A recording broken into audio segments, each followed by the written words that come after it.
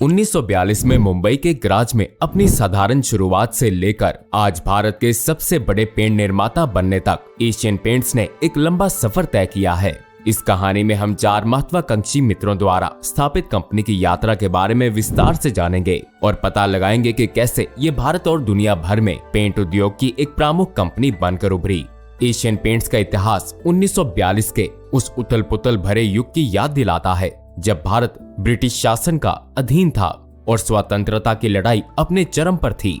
महात्मा गांधी के असहयोग आंदोलन के कारण अंग्रेजों ने विदेशी पेंट सहित आयात पर प्रतिबंध लगाया। उस समय भारत के पेंट क्षेत्र में बड़े पैमाने पर विदेशी कंपनियों के वर्चस्व था और शालीमार पेंट्स जैसे भारतीय ब्रांड बाजार में एक बड़ा नाम हुआ करते थे। इसके परिणाम स्वरूप भारत में पेंट की कमी हो गई, जिससे लोगों के पास अपनी पेंट की आवश्यकताओं को पूरा करने के विकल्प बेहद सीमित हो गए। इसके जवाब में 4 महत्वाकांक्षी दोस्त अरविंद वकील, सूर्यकांत दनी, चिमनलाल चौकसी और चंपकलाल चौकसी अपनी खुद की पेंट कंपनी की स्थापना करके भारतीय उपमहाद्वीप में काम कर रहे सबसे प्रसिद्ध और दुनिया के कुछ सबसे बड़े पेंट विनिर्माण दिग्गजों को चुनौती देने की ठानी। एक समान दृष्टिकोण और एक सफल व्यवसाय खड़ा करने के सपने को लेकर इन 4 दोस्तों ने मिलकर कुल 2,500 रुपए के निवेश के साथ मुंबई शहर में एक छोटे से गराज में कंपनी शुरू की और इस कंपनी का नाम रखा the Asian oil and paints company, जो उन्होंने यूं ही किसी टेलीफोन डायरेक्टरी से चुना था। एशियन पेंट्स के शुरुआती वर्ष बेहद कठिन रहे क्योंकि बड़ी कंपनियां पहले से ही बाजार में अच्छा प्रदर्शन कर रही थीं और ये सबसे कड़ी प्रतिस्पर्धी थी।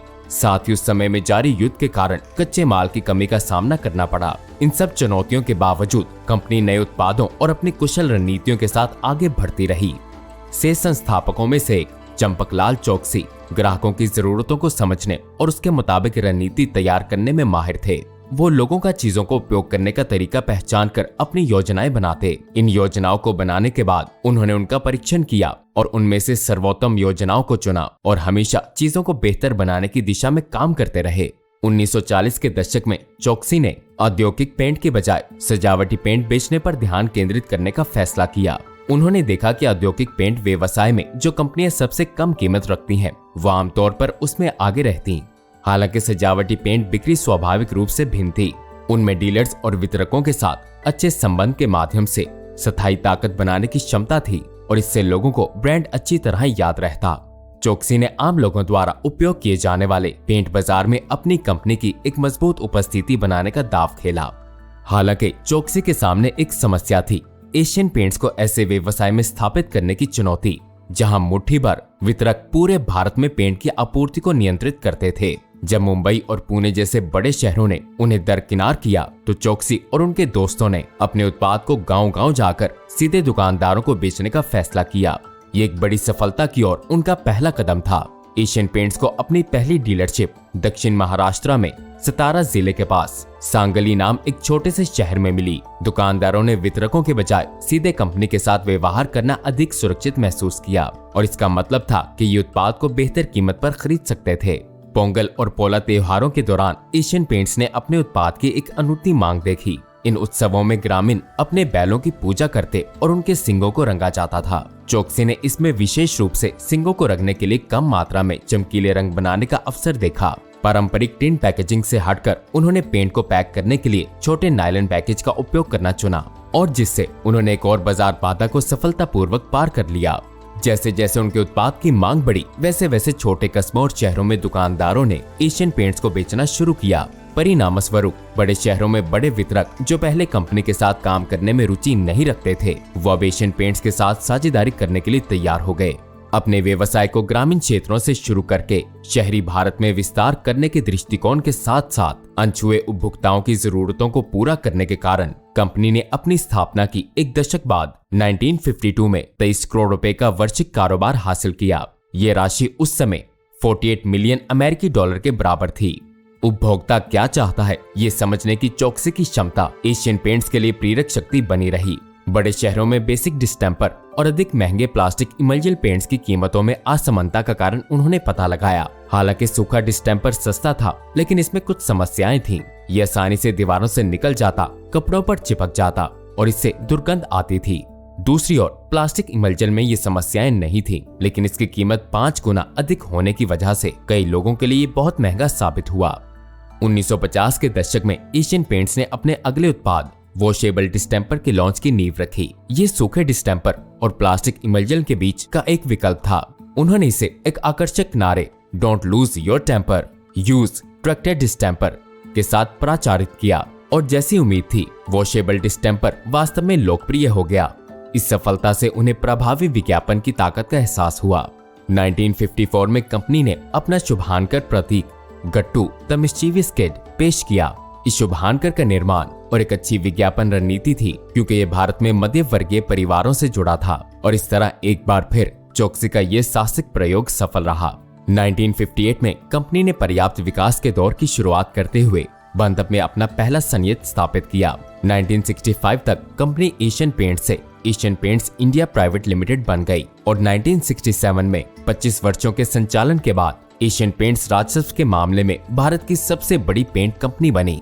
1960 के दशक में कंपनी ने फिजी में अपना पहला विदेशी संयंत्र खोला और इसके साथ अंतर्राष्ट्रीय स्तर पर विस्तार किया। 1967 में भारत में सबसे बड़ी पेंट कंपनी बनने के बाद इसके संस्थापकों ने माना कि बदलती दुनिया के साथ तालमेल बिठाने और संगठन को आगे बढ़ाने के लिए उन्हें बेहतर तैयारी की आवश्यकता थी।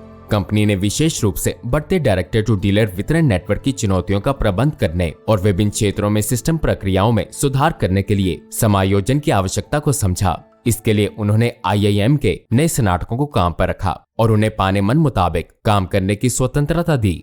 यह रणनीति सफल साबित हुई और बीजी कुरियन और PM मूर्ति जैसे लोग 1960 के दशक के अंत और 1970 के दशक की शुरुआत में एशियन पेंट्स में शामिल हुए। IIT बॉम्बे और IIM कलकत्ता का एक पूर्व छात्र अनंत को 1970 में कंपनी में नौकरी पर रखा। जब कुरियन 1970 के दशक में बर्गर पेंट्स का नेटवर्क करने के लिए रवाना हुए तो IIM कलकत्ता से स्नातक करने वाले मूर्ति एशियन पेंट्स में सजावटी व्यवसाय के प्रमुख बन गए और 2009 में उन्हें MD एवं CEO के पद पर पदोन्नत किया गया। अनंत ने 2011 में MD और CEO की भूमिका संभाली। अनंत और मूर्ति दोनों 1970 के दशक से एशियन पेंट्स के साथ हैं, जो प्रोमोटर्स द्वारा अपने सर्वश्रेष्ठ कर्मचारियों के साथ की गई वफादारी का प्रमाण है। 1970 के दशक में कंपनी ने अपनी सुविधाओं को बेहतर करने और इसका अधिक विस्तार करने पर ध्यान केंद्रित किया। 1973 में एशियन पेंट्स को एक पब्लिक लिमिटेड कंपनी में बदल दिया गया और 1974 तक एक महत्वपूर्ण आधुनिकीकरण की पहल शुरू की गई, जिसमें मशीनों के लेआउट में सुधार और पुरानी मशीनरी को बदलकर पेंट उत्पादन सुविधाओं को सुव्यवस्थित करने पर जोर दिया गया। उसी समय एशियन पेंट ने 8 करोड़ रुपए में एक मेन फ्रेम कंप्यूटर खरीदा और ऐसा करने वाली वो भारत की पहली निजी कंपनी बनी। उस समय भारत में कंप्यूटर नए थे और इसलिए किसी के पास इसका होना एक बड़ी बात थी। कंपनी ने कंप्यूटर का उपयोग अपनी सेवाओं को बेहतर बनाने के लिए किया। उन्होंने इन्वेंट्री और बिलिंग प्रबंधन को डिजिटल कर दिया, जिससे समय और लागत दोनों की बचत होने लगी। एशियन पेंट्स ने 1970 के दशक के मध्य में कंप्यूटरकृत रंग मिलान का उपयोग शुरू किया, जिससे रंगों के मिश्रण करने की प्रक्रिया 5-6 दिनों से घटकर मात्र 4 घंटे में होने लगी। 1980 के दशक में एशियन पेंट्स ने मिडिल ईस्ट और अफ्रीका में कारखाने शुरू करके अपनी पहुंच बढ़ाई। इसके अतिरिक्त कंप्यूटर ने एपेक्स जैसे कई नए उत्पादन लॉन्च किए, जो एक उच्च गुणवत्ता वाला मौसमी रोधी एक्सटीरियर पेंट था। अन्य पेंट कंपनियों को एशियन पेंट्स के नवचारों और योजनाओं के साथ तालमेल बिठाने में कठिनाई हुई, जिससे एशियन पेंट्स और भी अधिक शक्तिशाली बन गई। 1984 में चौकसी के बाद उनके बेटे अतुल चौकसी एशियन पेंट्स के प्रबंध निर्देशक बने। उन्होंने IT स्वचालन का अधिकाधिक उपयोग करने और कंपनी के विनिर्माण पहुंच बढ़ाने पर ध्यान केंद्रित किया। वो पश्चिम, महाराष्ट्र और गुजरात से आगे दक्षिण 1985 में आंध्र प्रदेश और 1987 में तमिलनाडु तक चले गए और 1990 में उन्होंने उत्तर प्रदेश को जोड़ दिया। 1990 के दशक के अंत में इन संयंत्रों की क्षमता और बढ़ी। 1982 में अतुल के MD बनने से 2 साल पहले एशियन पेंट्स में पूंजी जुटाने के लिए स्टॉक एक्सचेंज पर अपना IPO पेश किया और इससे प्राप्त हुए पैसे का उपयोग अपनी विनिर्माण इकाइयों को विकसित करने और बेहतर बनाने के लिए किया।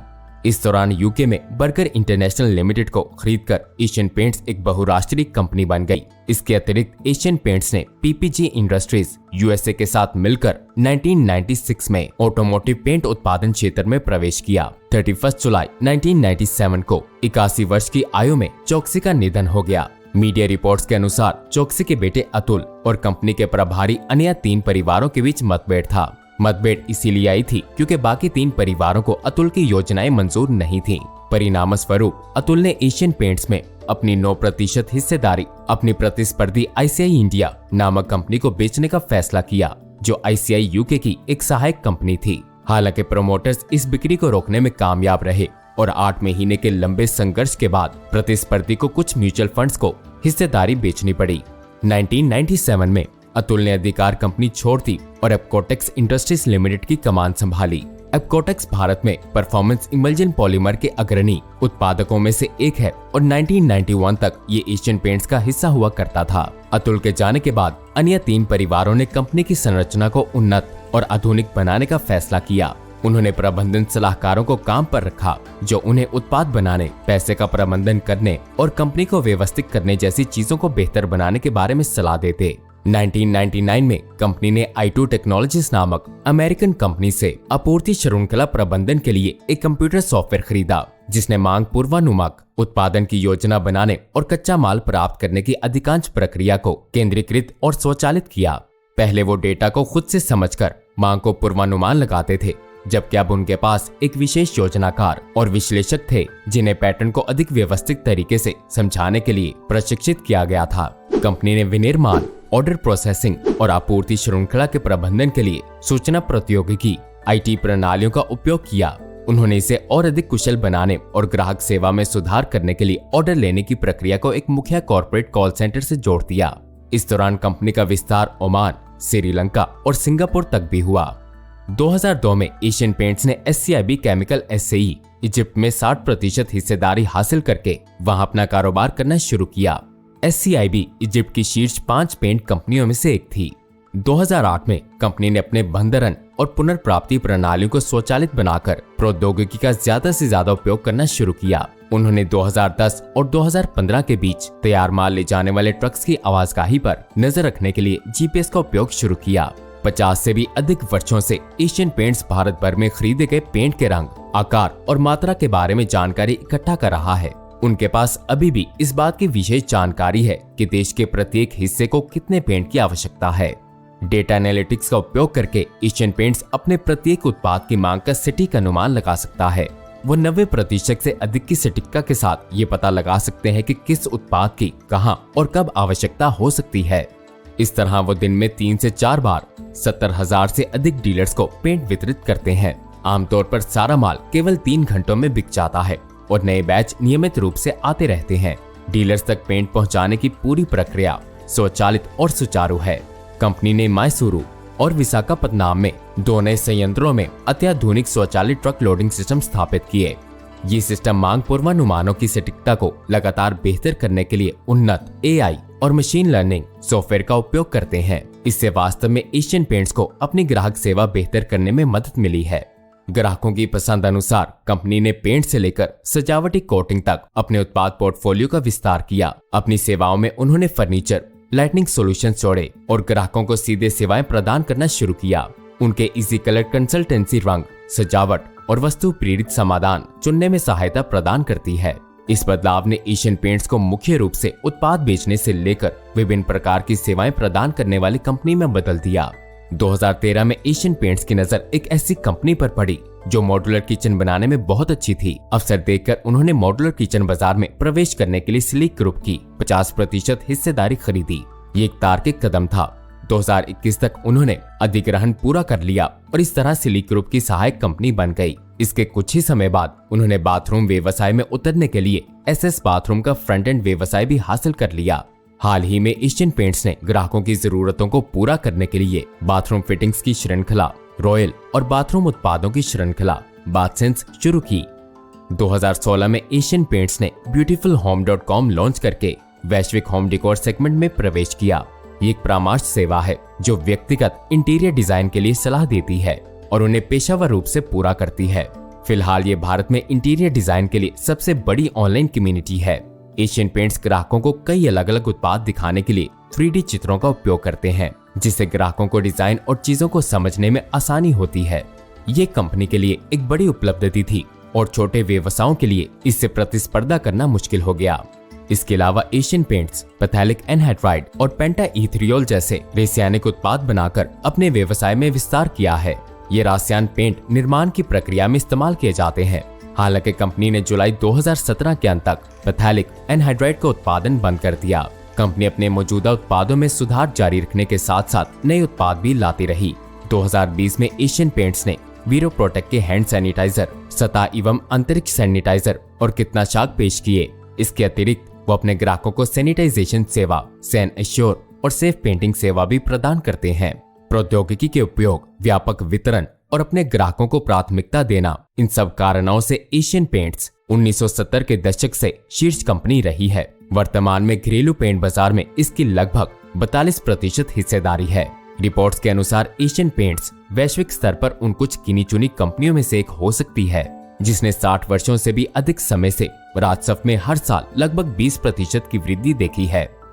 इसका मतलब है कि इनका कारोबार मूल रूप से हर 3 साल में दुगना हो जाता है, जबकि अधिकांश कंपनीज वितरण पर अपने पैसे का एक बड़ा हिस्सा खो देती हैं। एशियन पेंट्स अपनी B2C रणनीति के कारण इस पर केवल 3% खर्च करता है। 2020 में अमित सेनगाले एशियन पेंट्स के CEO बने। वो 29 वर्षों से एशियन पेंट्स के साथ जुड़े हुए हैं और उन्हें बिक्री, विपणन और विनिर्माण जैसे विभिन्न क्षेत्रों में काम किया है।